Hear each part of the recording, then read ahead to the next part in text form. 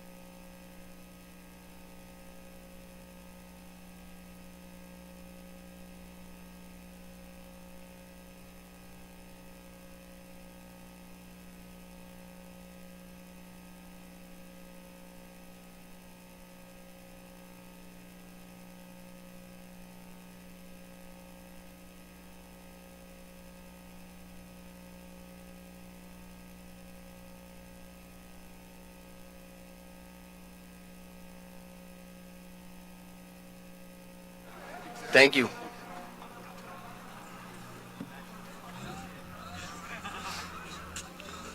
Good morning, and thank you all for coming. I'd like to introduce a new protector of our American Legion lawn, donated from Lenny McCaskill. We have Lawrence Lazen, the Marine you see to our right. Lenny would also like to give a big thanks to Bobby D'Amelio, Johnny Doherty, and Bob Bolognese for helping him get that and erect it here today.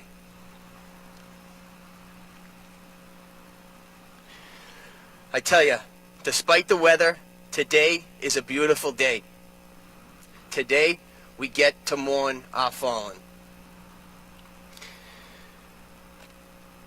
As we near the end of the 20th anniversary of 9/11, Operation Enduring Freedom is coming to an end. The longest war in history is now soon over. Knowing that today is the last Memorial Day with boots on the ground in Afghanistan, I have to admit, this week has been extra emotional. So if you could please rise to give a moment of silence for all 2,312 men and women killed in Afghanistan.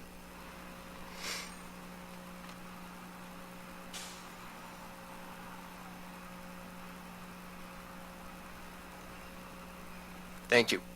Please remain standing. Mayor Arrigo, Senator Boncory, Representatives Giannino, Turco, Honorable Council, friends, and veterans. Welcome to the City of Revere's annual Memorial Day ceremony. If you please, we are about to sing the national anthem from our own Olivia Frenning. Colors, post.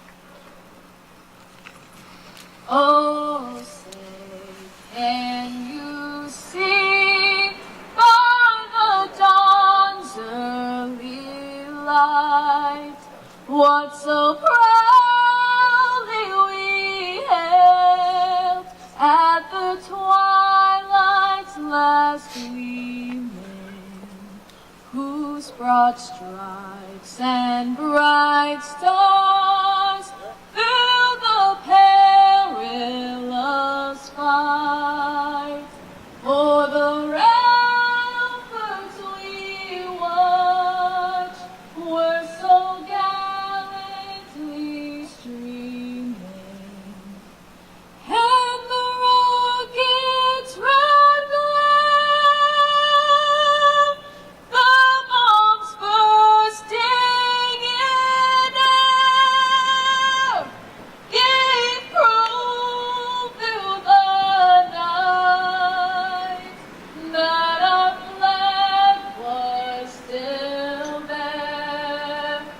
Oh, say does that star-spangled banner yet wave for the land of the free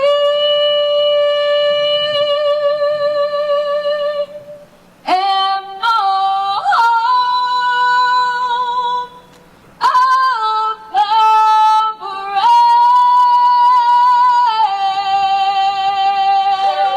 Beautiful.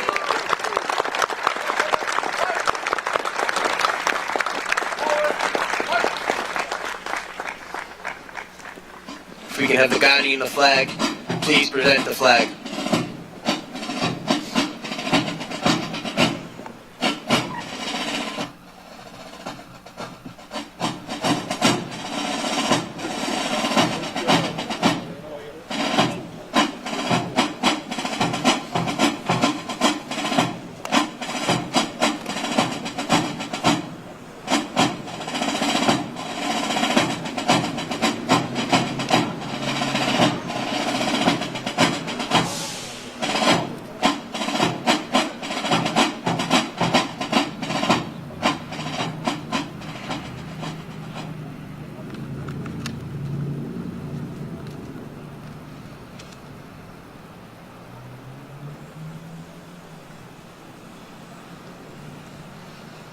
Thank you. You may be seated.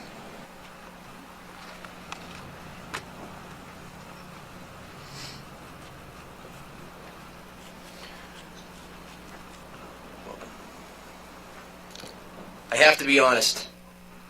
The best part of my job is having the honor to come here each year and honor our fallen in front of this crowd. So many have given the ultimate sacrifice for the freedoms that we enjoy. No matter if we're honoring 117,000 men killed in World War I or 2,300 men and women killed in Afghanistan, we need to remember them all equally. The amount of valor that comes from a little city on a beach is truly amazing. It is proven by the memorials that are staggered throughout Revere. I ask today that you remember the names you hear. Think of who they were. What might they have been? What could have they have done? Truly listen and share our past and our rich history with your children so they can continue to share it with those. It's important to tell our whole history of everyone that has died fighting under our flag. We need to learn and share about the Navajo code talkers that with their native tongue won us a war. We need to honor Regiment 54 and the Buffalo Soldiers who loved our country so much they were willing to die for a country that didn't love them back. To our veterans in Vietnam, our veterans in Desert Storm, to the men who died in Korea, Somalia, and other places around the world. We must continue to honor these fallen. I will not start by asking you not to enjoy your weekend and don't have barbecues. I truly believe we need to continue and we should celebrate. Enjoy your long weekend. But please, always remember, blood was shed for that weekend to be had. So, I ask as you leave today, I beg you, please never forget, some gave all. Some gave all. Thank you.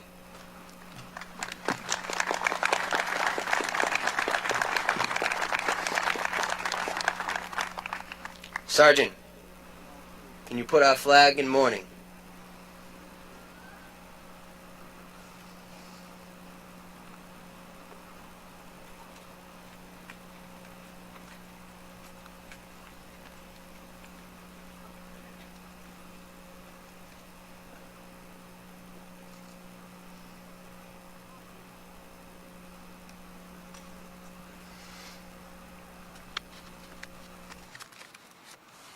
Next, we will have our Project 351 Ambassador, Camelia Souza.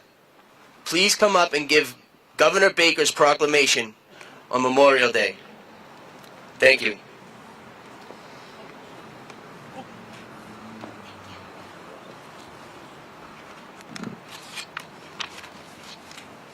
A proclamation.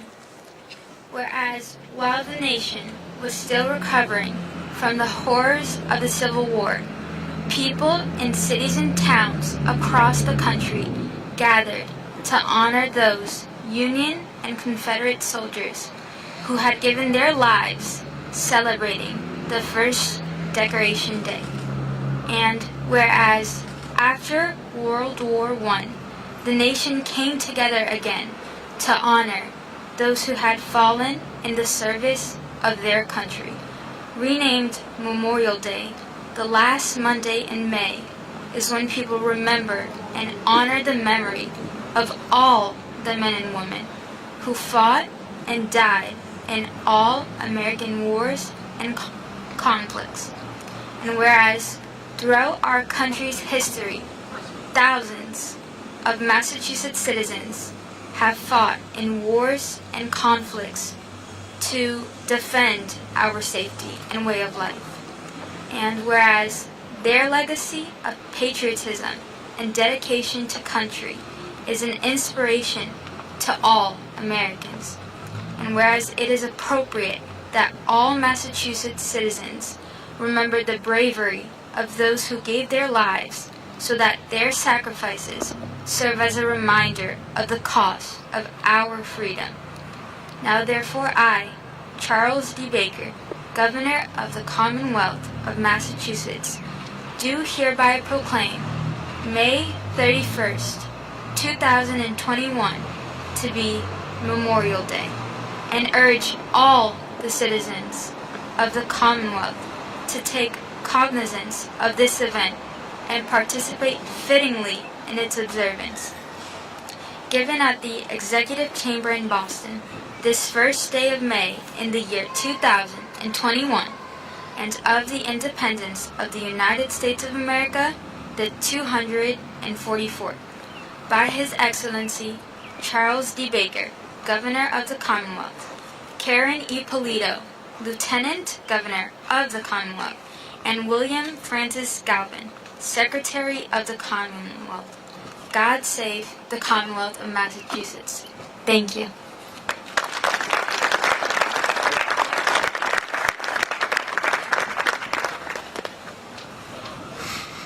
Thank you, Camelia. Actually, we couldn't connect with the Project 351 ambassador, so I reached out to the program, and within 24 hours, she had offered to come up and read that. So let's give a special round of applause for Camelia, please.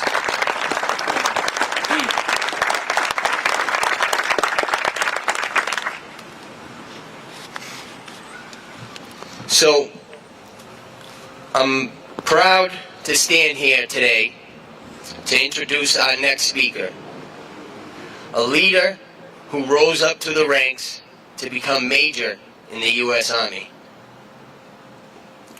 Major Deborah Bowker has shared sailings along the way, with deployments in Iraq and several years of service, 21. She now leads our junior ROTC. And you have to see her with these students. You would think they were a military unit. They're strong, and she understands that leader and leadership are not just doing as you ask your troops to do, or leading from the front, or all those lines that leaders give. It's an exchange between two people, and they leave there understanding that they just gained something, and so did Major Bowker. She lets them lead and put together, and she stands back and allows them to really commit. And let me tell you, they are, I believe, one of the best junior ROTC units in Massachusetts. With no further ado, I'd like to thank Major Deborah Bowker.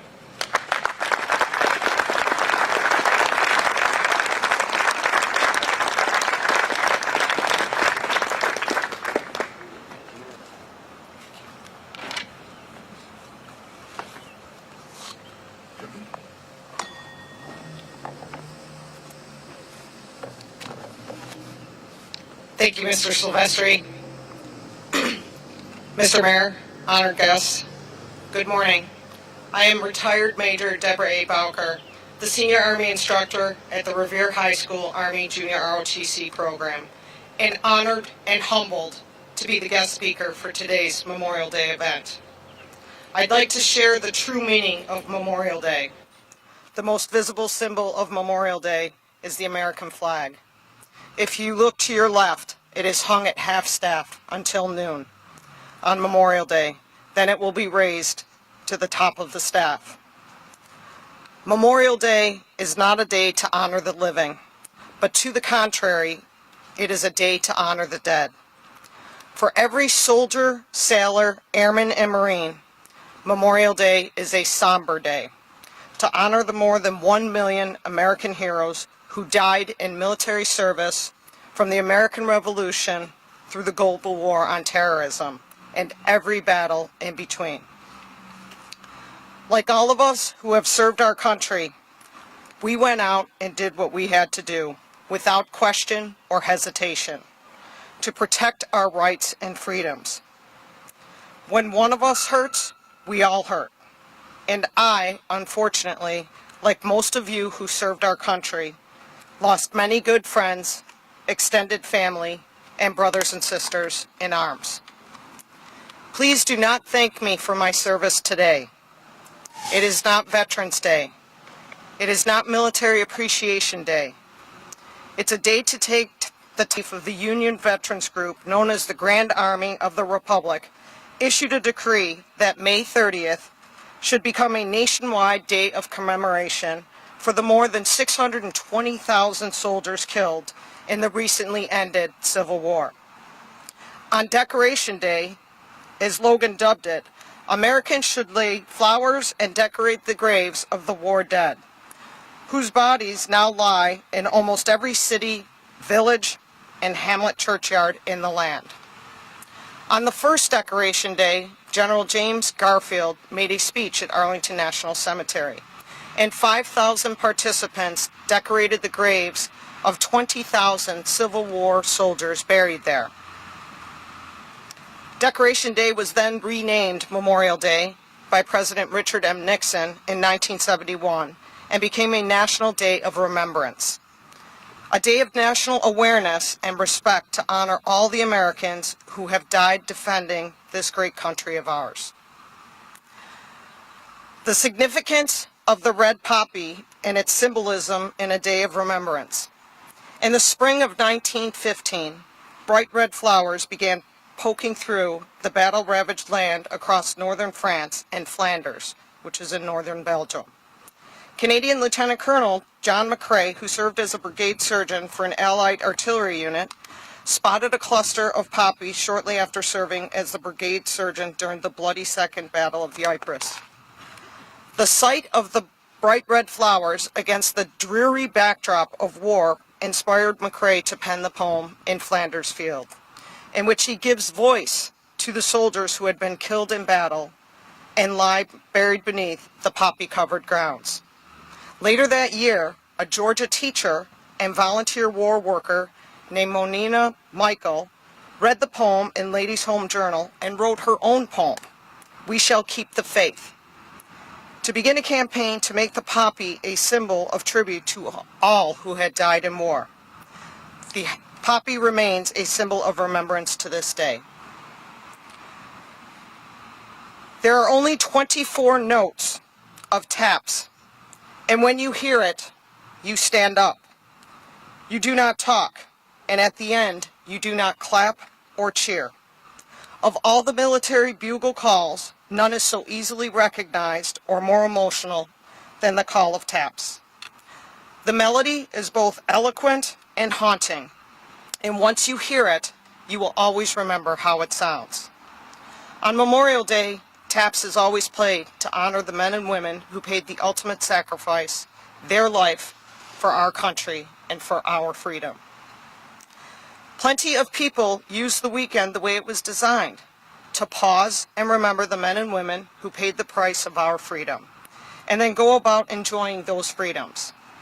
My proudest moment occurred on Wednesday, May 19th, 2021, when 27 Revere High School junior ROTC cadets accompanied the 3 instructors to the Rumney Marsh burial grounds to place flags at 46 veteran graves.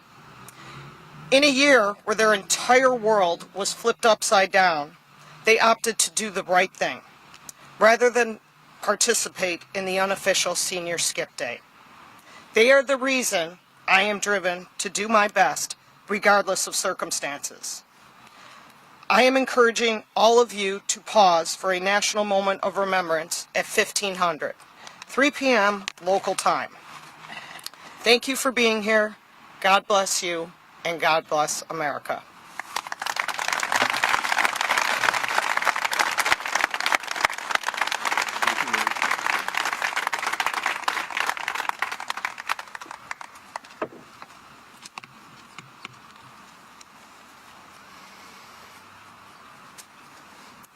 we could have the Revere Fire Department please present the colors.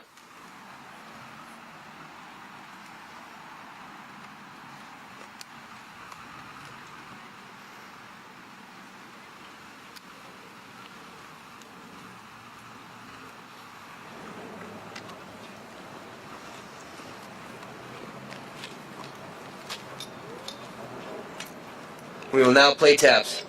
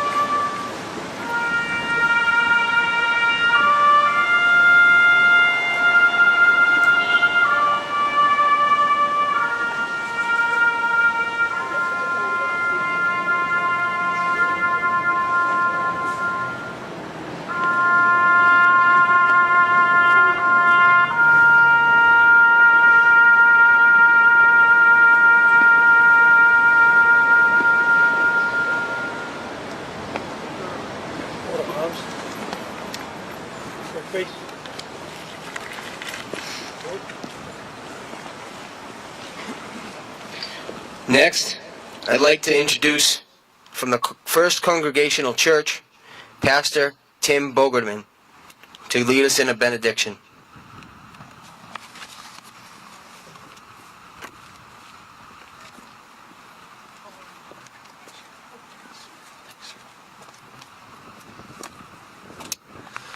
Let's pray. Almighty God, whose command is over all, this Memorial Day we remember those who defended our nation, who liberated the oppressed, who served the cause of peace, and who paid the ultimate price. Those who love and are missed and honored and remembered on this day. We soberly reflect on the cost of freedom, and we ask that you heal our broken world. March alongside us, O Lord, and be our Prince of Peace. Make us instruments of your peace, which passes all comprehension, which the world can neither give or take away. Your peace is not merely the absence of war, but a creative force that can transform the world. Your peace is about healing, harmony, and wholeness. May you abide with us, and may we follow you always. On this day, as we remember those who have fallen, we give to you and remember them in honor and respect, and we pray, O Lord, that you would teach us to remember them with that respect, to live our lives in freedom, to remember that, and be thankful for the ultimate price that they paid for us. We thank you, Lord, for our land. We thank you for the lives you've given us. May you be glorified. We pray this in the name of the Father, the Son, and the Holy Spirit. Amen.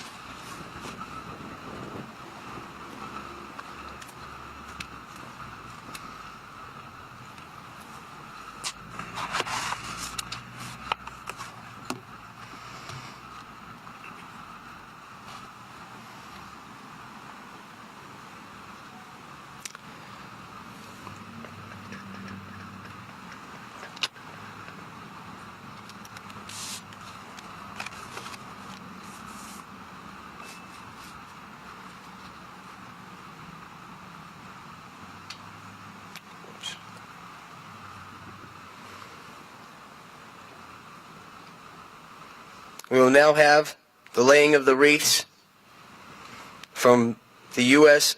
Massachusetts Army National Guard. Please present the wreaths, and Mayor Rigo, if you could please come up so we can undress this one.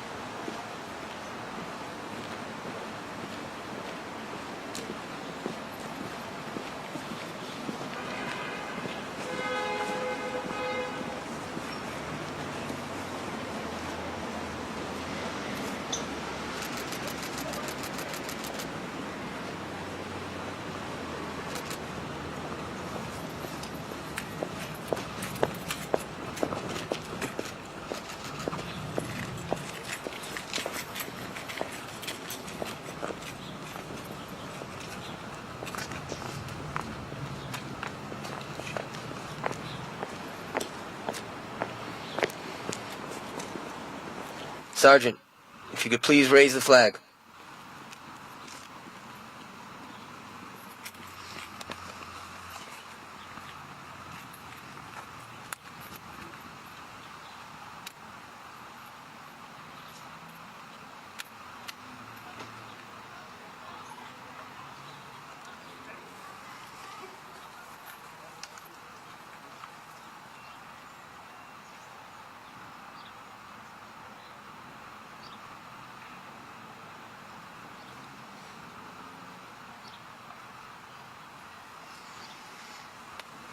Thank you. You may be seated.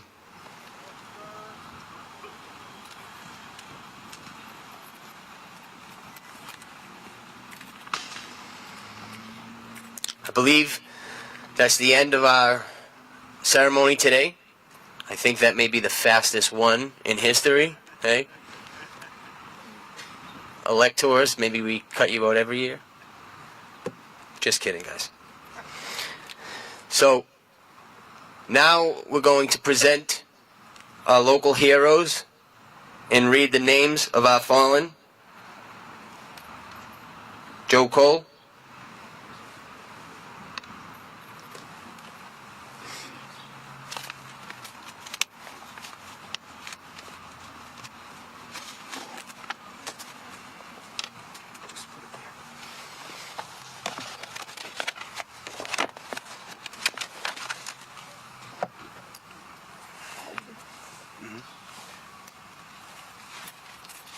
Interred in the Rumney Marsh burial grounds, starting with the Colonial Wars, Captain John Smith, Lieutenant Jonathan Bill, Lieutenant Joseph Hassey, Lieutenant John Floyd, Ensign Hugh Floyd, Ensign Joseph Belcher, Ensign John Center.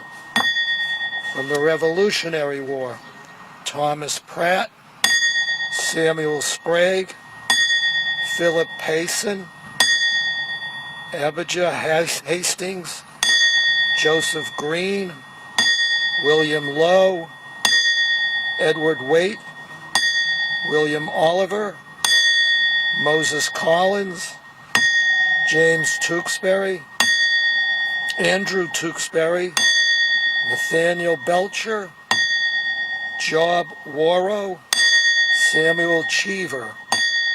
From the War of 1812, Abner Gay, Abijah Floyd, John Green, Stephen Green. From the Civil War, William Cook, Louis Bullard, Thomas Kirwan, Daniel Kahn, Joseph Pratt, Harrison Reed, Joshua White, Cornelius Nye, Caleb Russell, William Carr, Charles James Bibber, and Jeff Cole. Any relation? Thank you.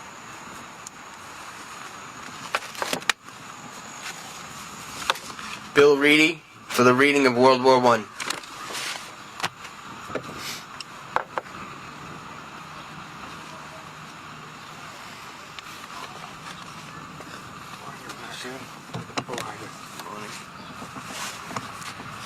Veterans of World War I, Max Achenbach, William Batstone, John Breen, Charles Brown, John R. Butler, William J. Butler, Epolucho Cerrone, Joseph W. Chamberlain, Pasquale Colangelo, Douglas C. Cummings, Joseph D'Italia, Frank DePisa, Richard D. Donnelly, Francis J. Driscoll, Frank Ericolo, John F. Fitzpatrick, Charles N. Fredericks, William H. Hartley, Raymond Lawrence, Carl W. Mabey, Samuel P. Mahoney, Richard R. Marshall, John Mooney, John Mooney, William Murphy, John Pisa, Louis Sandler, Samuel Sandler,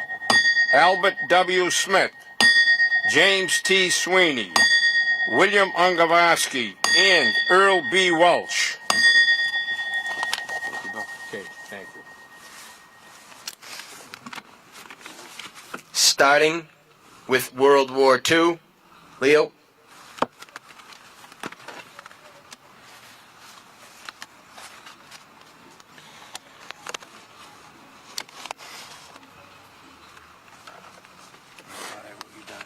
That's okay. Call in if you want.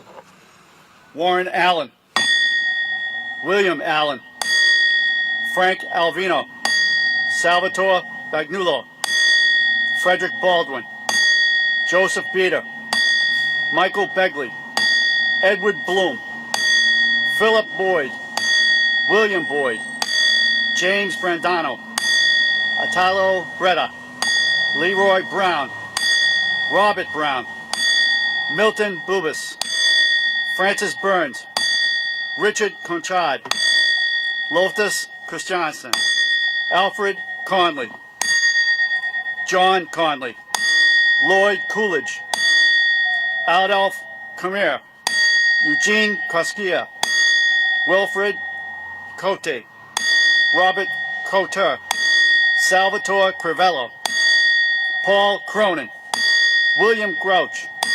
Robert Cummings. Robert Cuso. Fred Deacon. Victor DeGramaro. James DeMarco. Thomas DeSisto. Albert DeStop. Antonio DeGradio. Thank you.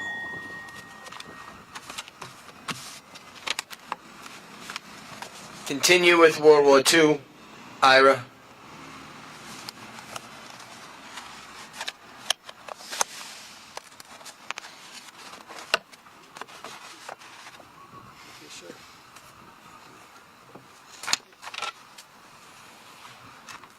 Augustine DePietro, Dante DePrizio, Arthur DeStacio, Peter DeStacio, Daniel F. Doris, Charles D. Dugan, George A. Elwell, John Falmaghetti, Robert Facite, Samuel Feldman, Christopher Ferragamo, Charles J. Feitz, John V. Fitzgerald, John H. Foley, Francis J. Foy, Nicholas Framatino, Hallett H. Fraser Jr., Edward H. Friedman, Harry J. Garrity, Harold Gay, Edward Z. Gelman, Robert Gladstone, Samuel H. Gordon, Joseph Gorfinkel, Julius Greenberg, John F. Hannigan, Joseph H. Harrington, Kenneth G. Harrington,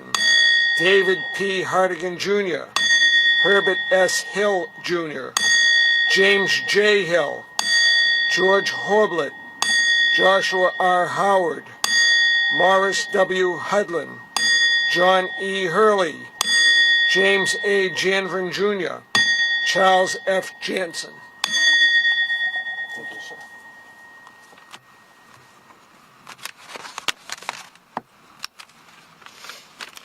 List 3 of World War II, Mark Marston.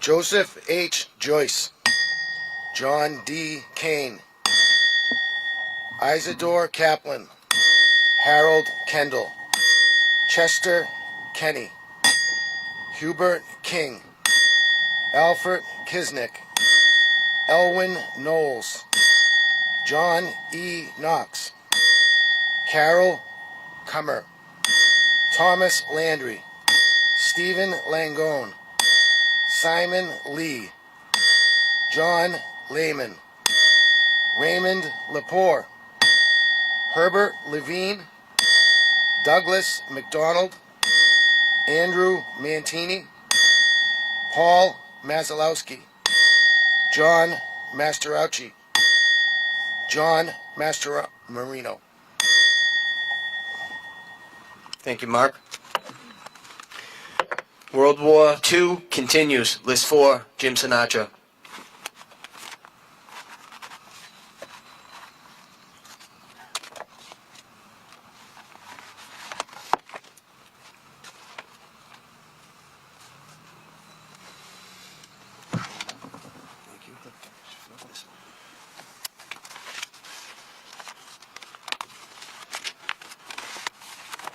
World War II continued. John Mayer Jr., Thomas McCarthy, Charles F. McCluskey, Robert F. McDonald, Charles G. McMacken, Joseph E. Messina, John H. Manicchio, Irving Mintz, Seymour A. Molin, Frank A. Molino, Dominic D. Mora, Joseph L. Matola, Joseph O'Brien, Christopher Paragon, and Edward J. Parsons.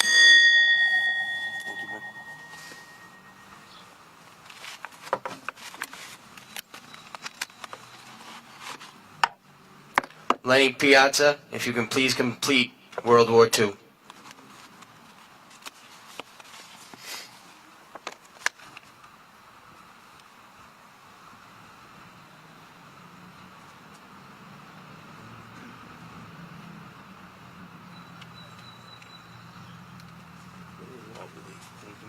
That's all right.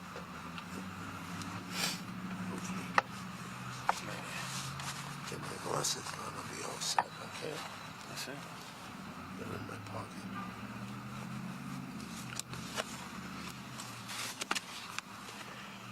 Kenneth Patno, Luigi Panaccio, Francis Petro, William Pigeon, James Quinlan, Fred Raymond, Carmen Rapucci, Alfred Romano, Harold Rosenbaum, Melvin Rosenberg, Samuel Rabinowitz, Alexandro Ruggiero, Alexander Russo, Anthony Sarno, Salvatore Safi, John Scarafa, Thomas Shaughnessy, Gerald Shaughnessy, Irving Sherman, George Singer, Kenneth Snow, Peter Semelis, Edward Simon, Robert Struthers, George Sullivan, John Sullivan, Gerald Swirling, Carl Tomajan, Sidney Torreson,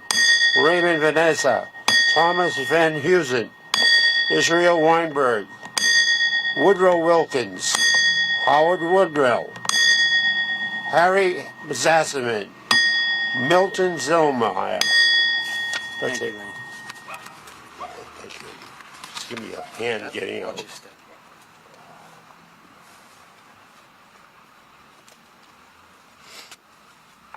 If you're wondering, that's 145 KIAs from the city of Revere in World War II.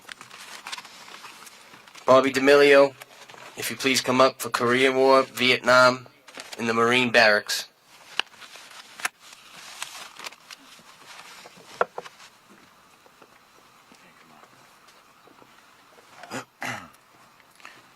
Korea, Shirley B. Andrews, Hugo F. Carroza, Frank Caridio, Gerald Chieppo, Joseph Concanon, Bernard A. Canali, Bernard Kniznik, Robert S. Morrow, William A. Chivary, and Walter Smart. Vietnam, Kenneth G. Brown, Robert L. Blaze, James L. Dumont, Sebastian E. DeLuca, Martin L. Gillespie Jr., John M. Glazer, Arthur R. LeGros Jr., Alan J. O'Brien Jr., Walter S. Olinsky Jr., Stephen J. Penta, Thomas W. Whitten, Robert Carl Levine, and Norman Bettis. On a Sunday morning, October 23rd, 1983, the United States lost 241 men when they blew up the Marine barracks in Beirut, Lebanon, on a peacekeeping mission. We lost 3 Army soldiers, 18 sailors, and 220 Marines. It was the most devastating day for the Marine Corps since Iwo Jima. 9 Massachusetts Marines were killed in that barracks on that day. And their names are as follows: Captain Michael S. Haskell, Sergeant Edward J. Garganin, Sergeant Stephen B. Revere, Lance Corporal Michael Devlin, Lance Corporal Bradley Campus, Lance Corporal Richard J. Gordon, Lance Corporal Sean R. Gallagher, Private First Class Thomas S. Perrone, Sergeant Major Douglas, Sergeant Major Frederick Douglas, Sergeant Major Frederick B. Douglas. Semper Fi, rest in peace. Thank you, Mike. Yeah. Marine War, right? Gulf War, OEF, OIF. Daniel Cunningham. Lawrence Salamoni. Matthew Stanley. Nelson D. Rodriguez. OEF, OIF, 6-4 Cav. Ryan King. Kyle McGrill. Machilius McDonald. Jared C. Monty. Jared Michael Cleve. Glenn Michael Sewell. Glenn Michael Sewell. Staff Sergeant Glenn Michael Sewell.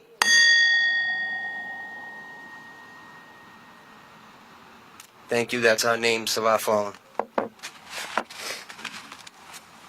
Thank you. Now we have a special presentation for some amazing families. When I said the valor in this city is special, it truly is. When you have a moment, take a chance, Google some of the names you hear today. So with any further ado, I'd like to honor and read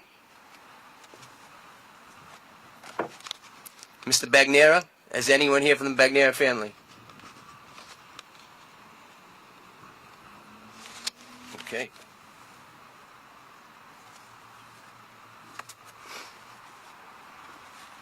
Camerata. Anyone from the Camerata family? Roseanne here? No.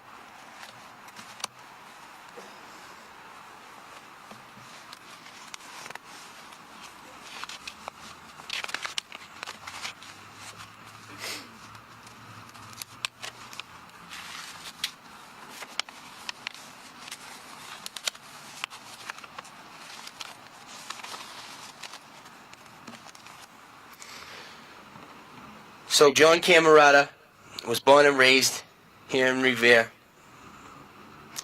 In 1934, at the age of 11, and he stayed here for the next 84 years. Sorry, he actually was not. He moved to Revere in 1934. For the next 84 years, he would be in the city.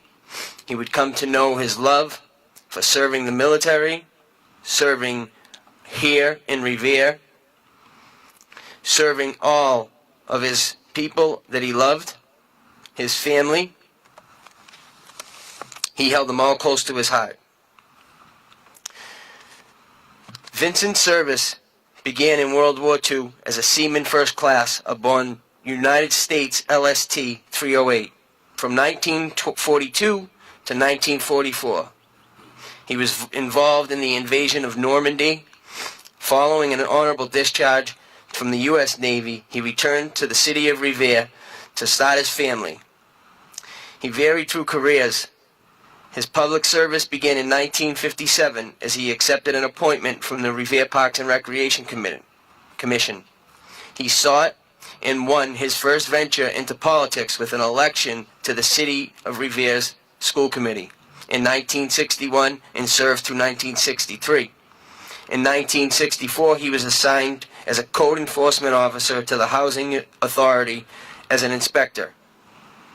His commitment and love for his family and the city of Revere will be recognized and last forever with the Vincent F. Camerata Memorial Sign.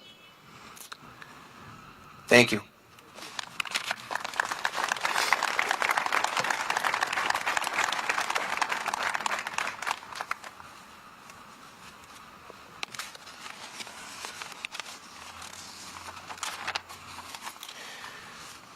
Corrado family.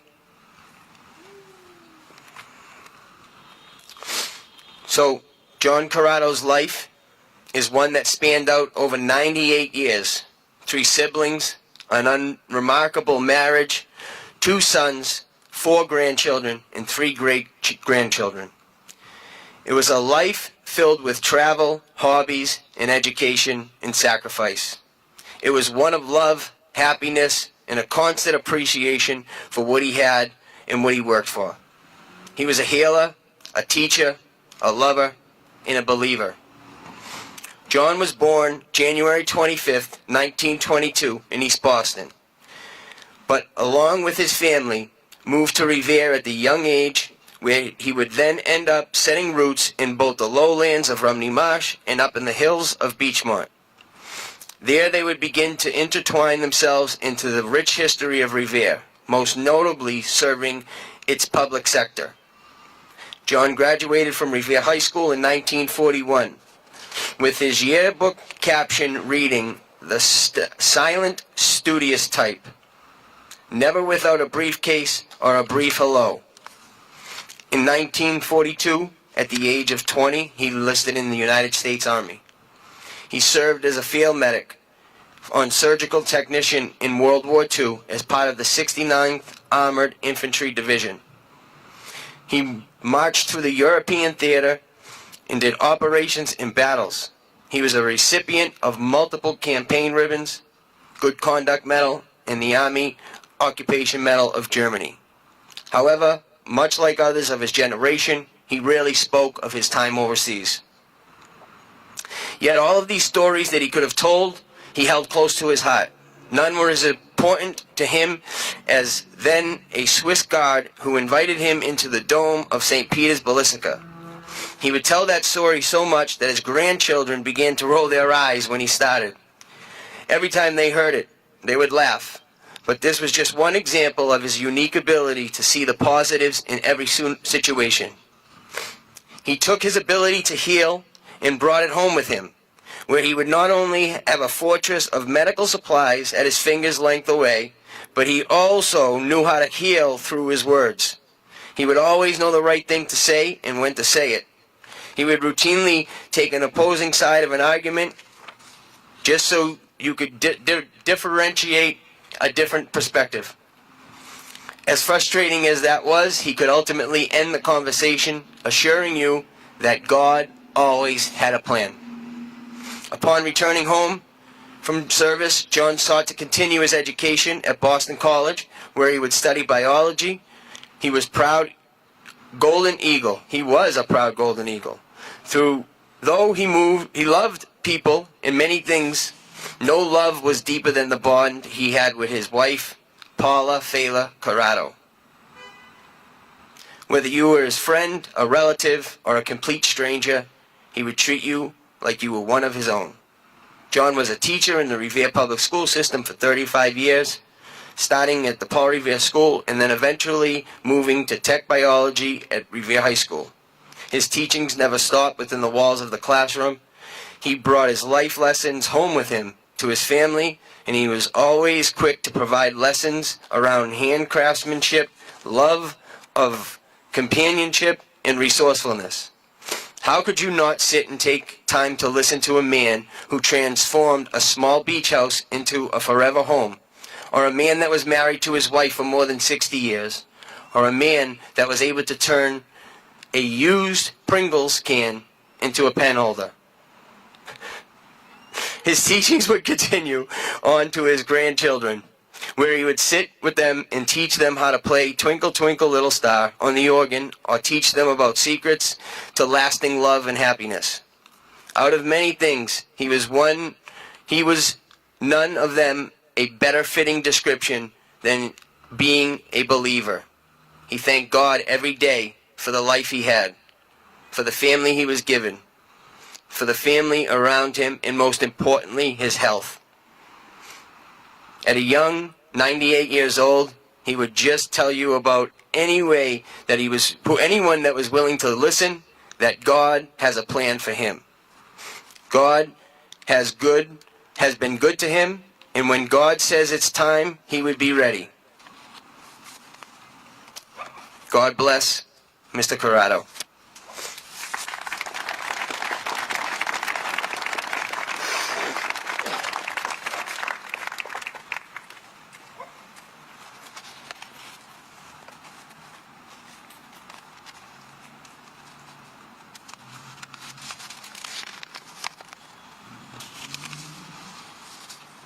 Ronald Corbett. Attorney Ronald P. Corbett turned 95 last Saturday. Mr. Corbett was born and raised in Revere and remains one of its residents. He attended Immaculate Conception, graduating in 1938 with great honors and as class president. He was co-captain of the 1938 Revere American Legion baseball team that won its way to the national championship semifinals in Princeton, Indiana. Oh, that's pretty cool. He went to attend Boston College, graduated in 1942. He was a member of the football team there and was a center on the Cotton Bowl and Sugar Bowl teams in 1941. That's even cooler. His enrollment into the United States Army followed in World War II, where he served in Europe under General Patton in his 3rd Army, 4th Armored Division. He was fluent in French and was great strategic to use in the battalion he served with. He took part in the famous D-Day beach invasions, as well as the historic Battle of the Bulge.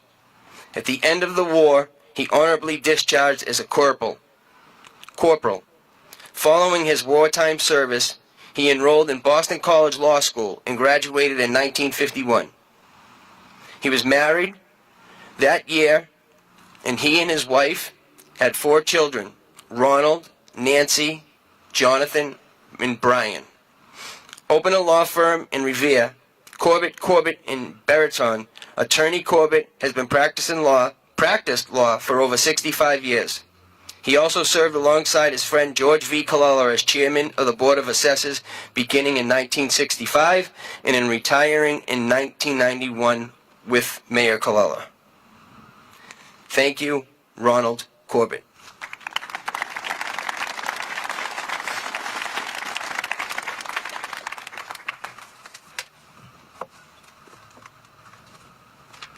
Craig family?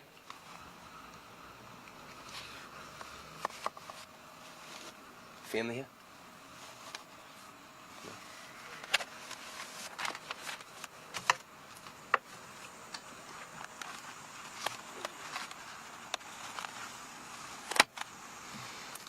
Delicio. Thank you. The Delicio family would like to give a great thanks to their friend and for this honorable dedication to Frederick Delicio. Their friend Anthony Sabella, Fred's nephew, who initiated this and drove me insane over the last year. Really. Here's a true story from a father to a son.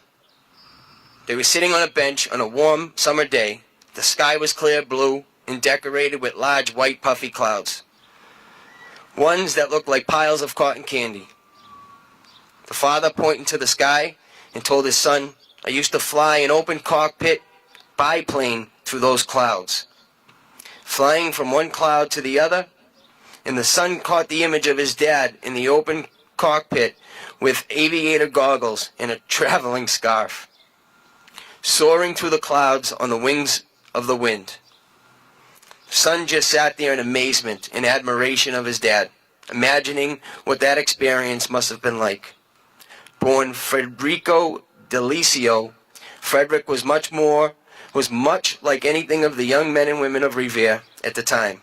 First generation Italian-American, he was one of the youngest sons of Angelo and Madeline Delisio. Madeline and Angelo immigrated here from South Italy and dedicated their lives to raising their children to have good character, integrity, work hard, and respect others. Their parents and two sisters, Vio,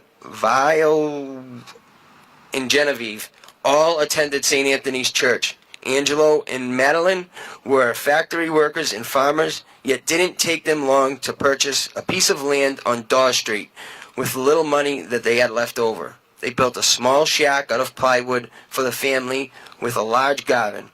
That is where Fred was born, in a plywood shack on Dawes Street.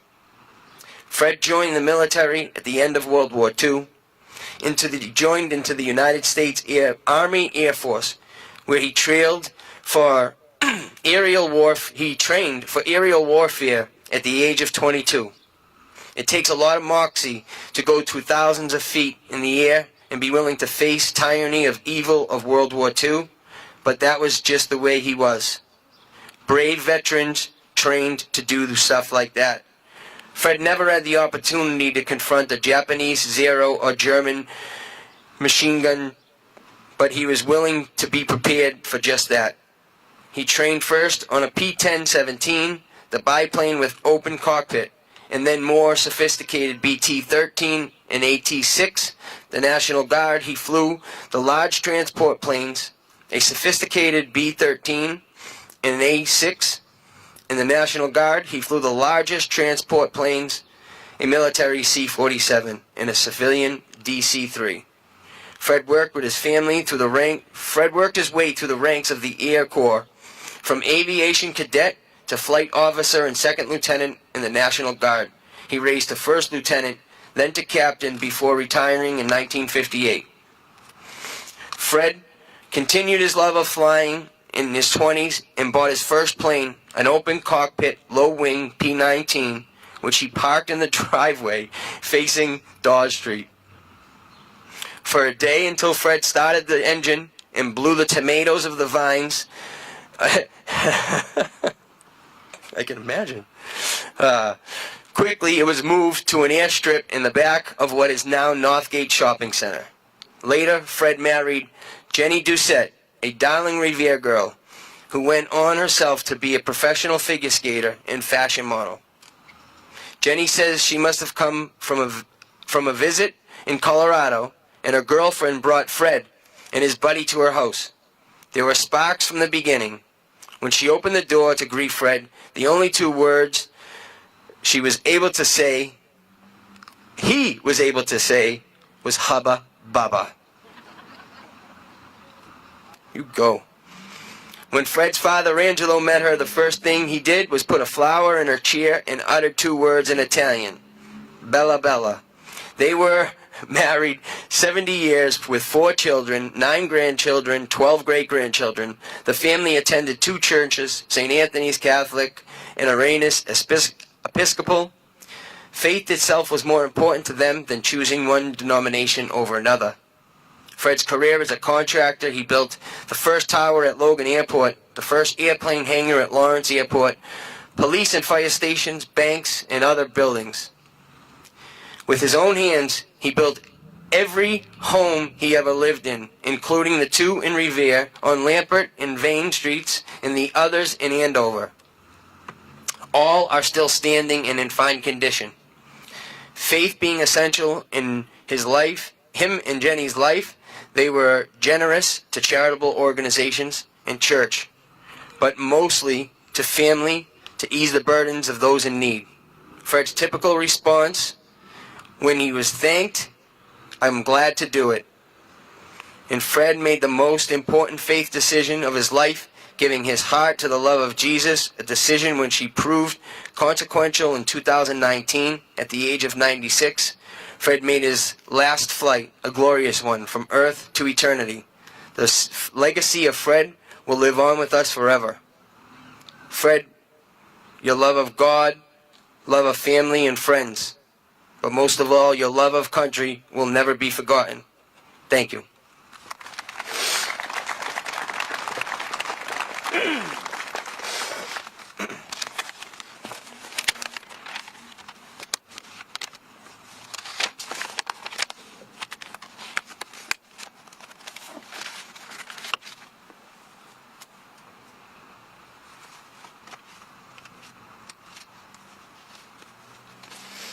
Peter Nunzio DiGiulio was born on 3/24/28 in East Boston, Mass. He grew up with two brothers and a sister, attended Boston Public Schools, and graduated from East Boston High School in 1945. He played football for St. Lazarus School. Upon graduation, he enlisted in the U.S. Navy and spent time cruising the oceans during the Korean War. After arriving back home, he married Gloria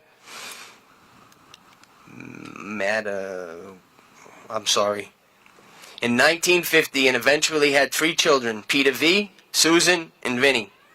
He was a hard-working father and had hard work in him. His hardware store in Boston for more than 40 years. He was very active in the Revere community, especially St. Mary's Parish, where he was a member of the Holy Name Society, was an usher at the Mass every week, and was one of the small group of men who started St. Mary's Baseball League. He was by no means perfect, but he would go out of his way to help anybody, anyone he called a friend. He was shocked at the sudden death of his wife Gloria, of her anniversary in 1981 at the age of 53.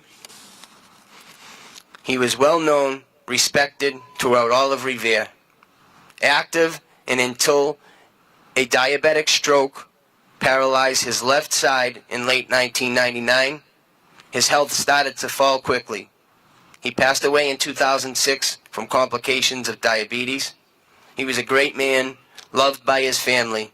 He loved being honored, and he loved to honor them. Thank you.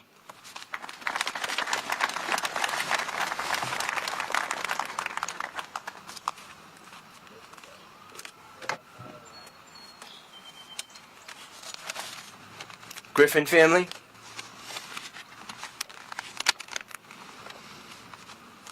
John Griffin should have been John Rambo.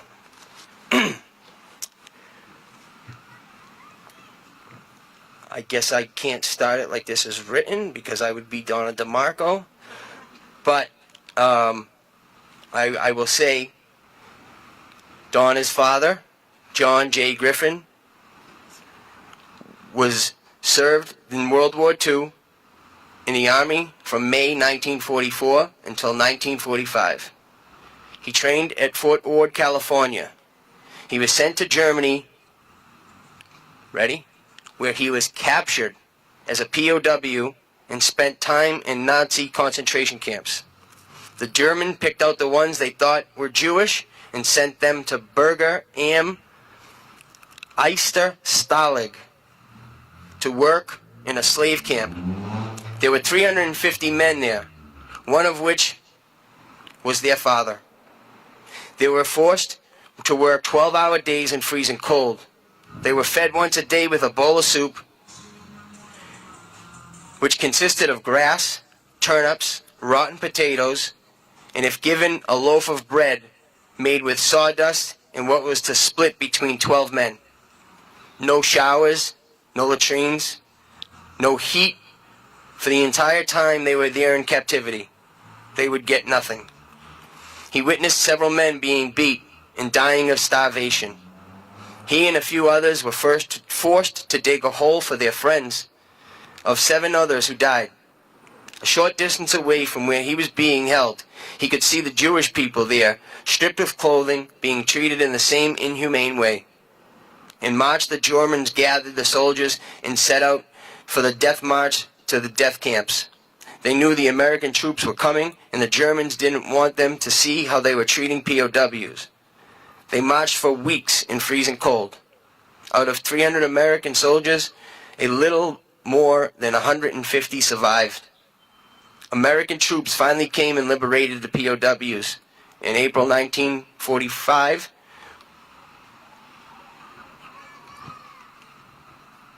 John was only 85 pounds when he was found. Upon returning home, he was awarded 2 Bronze Stars and made a corporal. A few years later, he met his wife, and together they had a 2-year-old son. In those days, it was frowned upon for a Catholic man to marry a divorced woman with a child, but he loved, and he did it against his family's wishes. He adopted his oldest son and treated him as if he was his own. He resided on Essex Street from 1969 until he died in 2009. He was generous, a loving man. He would never say no.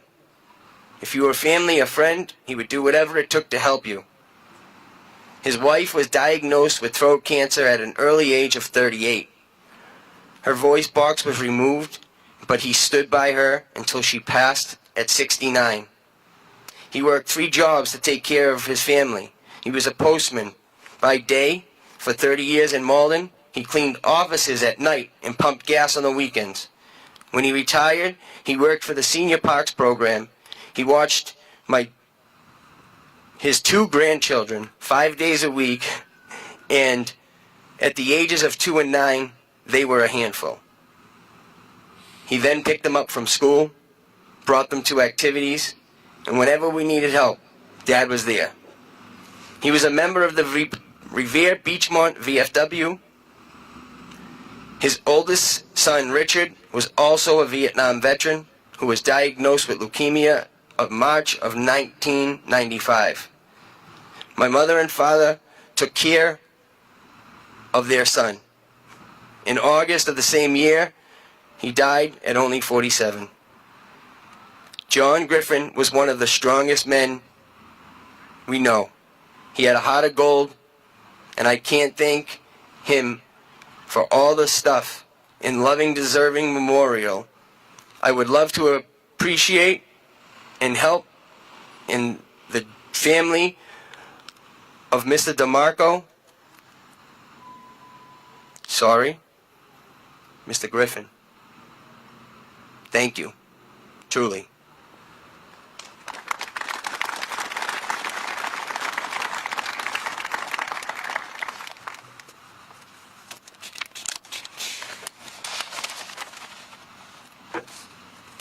John Hurley was born on July 26th. Family of John Hurley.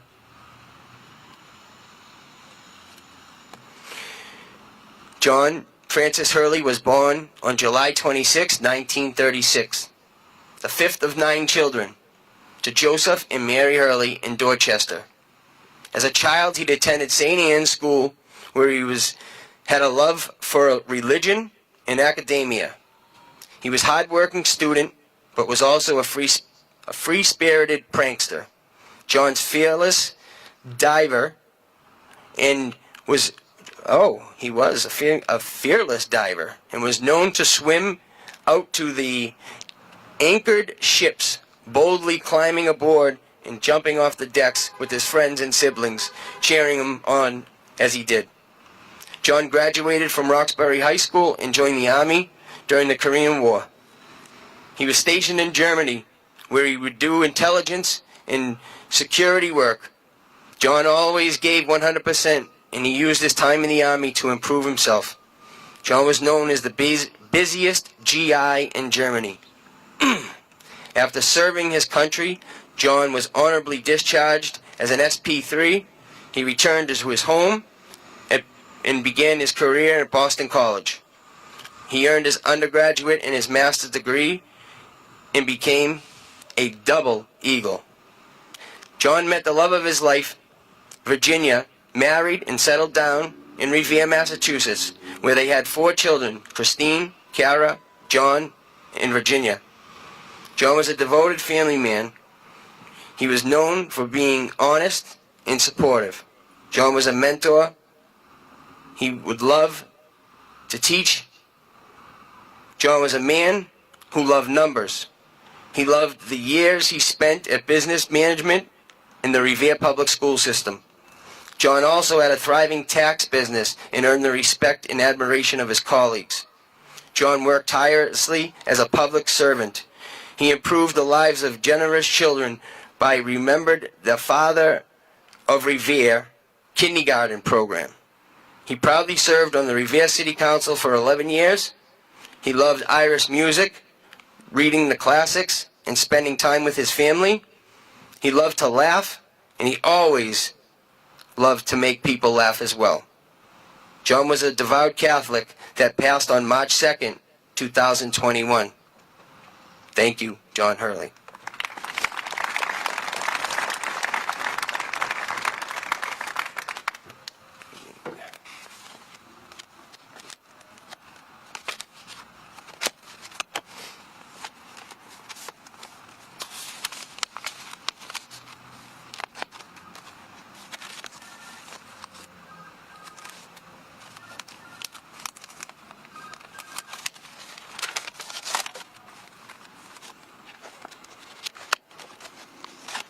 Family of Sergeant First Class Raymond W. Pupp.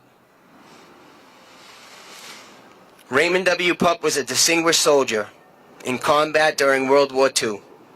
As part of Echo Company, 28th Infantry Regiment, his 1st Infantry Unit fought every step of the way through Normandy, northern France, Rhineland, and Central Europe.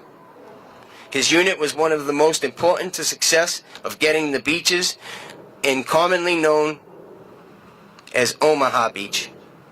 In 1944, the early days of Normandy invasion, with disregard for his own personal safety, Raymond entered a hostile, contested village to aid a comrade who was pinned down by enemy fire.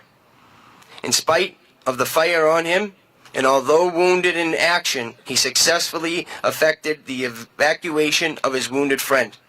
In recognition of this heroism, he was awarded the Silver Star. As a highly decorated World War II veteran, he was proud of his service, but never was boastful.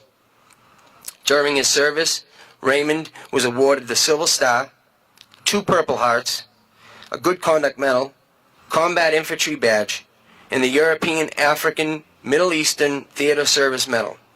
He was also awarded the Croix de Guerre with Bronze Star by the French government for his acts of heroism under combat with enemy forces.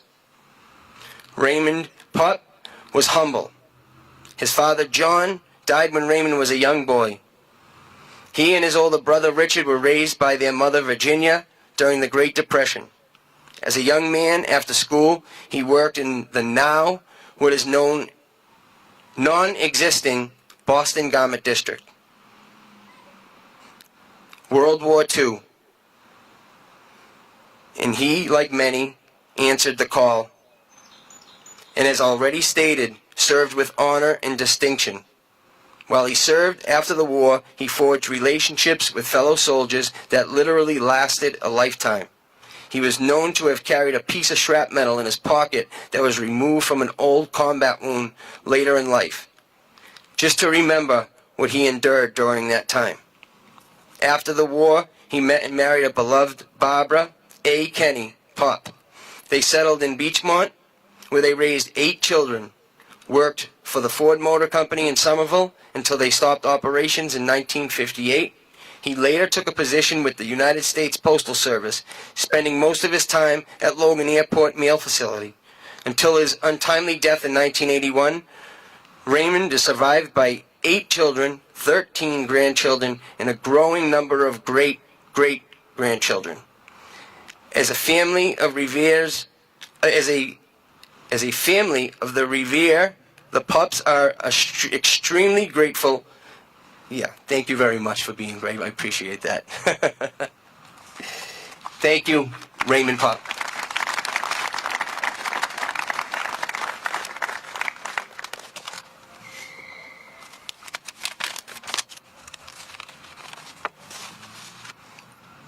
Family of Joe Red Terenzio. I seen.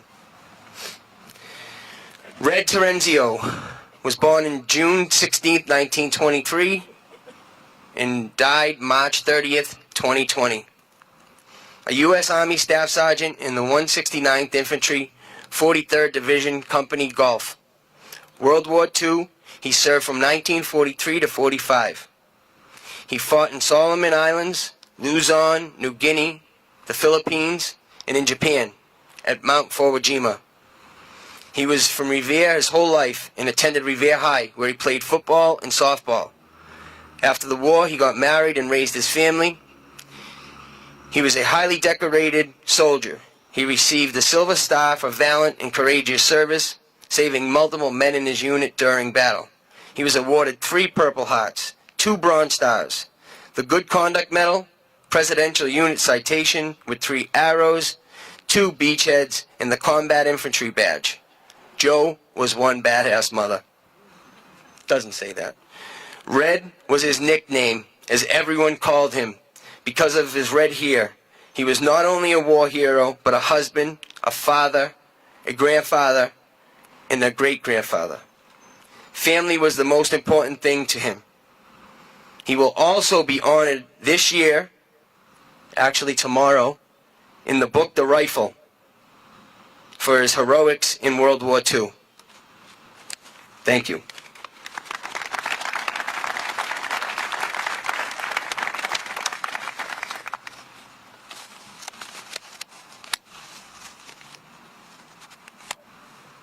Family of George Tero.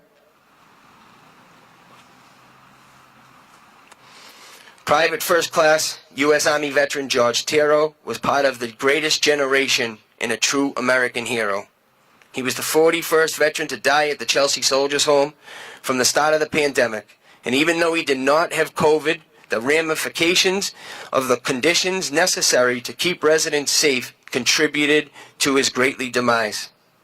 The isolation, lack of stimulus, and the inability of his family to continue their regular visits affected him deeply. We all believe he would still be alive today if the pandemic hadn't hit. George was a resilient person, born to Italian immigrants. He resided with his parents and 2 siblings in the Cold War, in a cold water flat in Revere. Life was not easy at this small second-floor apartment on Elmwood Street, but life as he knew it, he loved it. As a young boy, he developed typhoid fever and spent several months at the Mass General Hospital. Doctors told his mother that he would not see his next birthday, but he did fully recover. Attending Paul Revere School, he preserved during the Great Depression. Then came the war. When George was drafted in early of 41, he was only supposed to serve for 1 year. However, that 1 year turned into several. He was in countless battles with enemies from Japan after they attacked Pearl Harbor, launching the United States into the World War II. The first few years of service consisted of George serving on coastal patrol along the coast of Maine and New York's Island. On February 12, 1944, Private First Class George Toro and fellow soldiers from the 30th Division boarded a ship bound from England. While in England, he saw the planes that were heading out for D-Day. He knew war wouldn't be far behind them. George and the soldiers of the 30th Division would arrive on Normandy's Omaha Beach 6 days after D-Day. His division marched 22 miles inland to relieve the troops. The next month, he was wounded in battle, where he received the Purple Heart. He was shot in the thigh and lower leg, and that injury would plague him for the remainder of his life. One of many medals that he would receive was that Purple Heart, was his Purple Heart. He had devotion and duty to his country, including the French Legion Honor of Medal, American Defense Medal, European, African, Middle Eastern Campaign Medal, World War II Victory Medal, 3 Bronze Service Stars, the American Campaign Medal, Good Conduct Medal, and an honorable discharge. George returned home to his family, and later it began with his wife, the late Mara Fala Tiro, with whom he shared 57 lovely years. George believed in familia prima, family first, and was a proud father of 2 daughters he adored, 3 grandchildren, 1 great-grandchild. He loved his siblings, their wives, and many nieces, many nephews and cousins. George worked for the city of Revere in several positions before his retirement. He arrived at Chelsea Soldiers Home in October 2017 with a fitting that he ended up residing at that Soldiers Home as his wife, Mary, worked there for many years. In the records department, she, after being diagnosed with prostate cancer in 2016, hormone treatment fought back that cancer. But it was the environment created by COVID-19 that he could not overcome. That was the final battle George Tiro would serve. Passing away on Monday, June 8, 2020, 3 days after his 101st birthday. He was a proud veteran, a war hero. He was a hero to many. Thank you, George. Thank you for your service.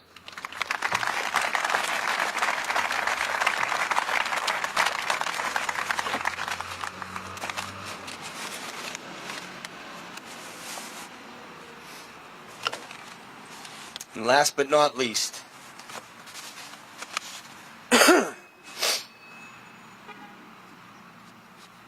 so I read about Red Terenzio, and now I'll read about Albert Derrico.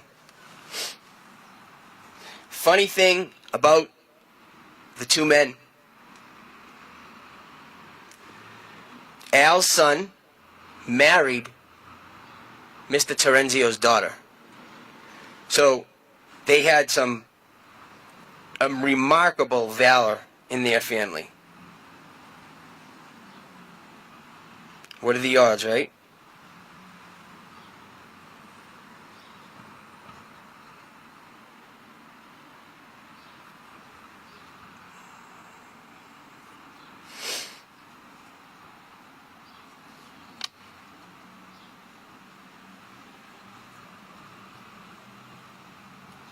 Albert Derrico Sr. was born September 3rd, 1926. He passed away August 20th, 2019. Albert served in the Navy of World War II, Korea, and was a naval Seabee, known for their construction battalion. He worked for the Revere DPW as a heavy equipment mechanic and was also a proud member of the Revere Auxiliary Police Department. Al, like everyone, was honored by his service. Everyone who called him, attended the East Boston school system before enlisting in the U.S. Navy. He honorably served from 1947 to 1952, was stationed in the Philippines, was then awarded World War II's Victory Medal, American Campaign Medal, the Pacific Campaign Medal, and the Estella Campaign Medal. After the war, Al resided in Revere with his wife and children. Al was proud to serve his country, and he truly, truly loved the United States. Thank you, Al.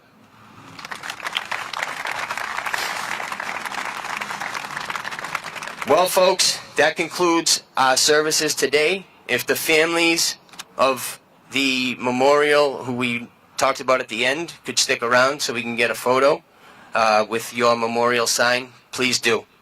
Thank you.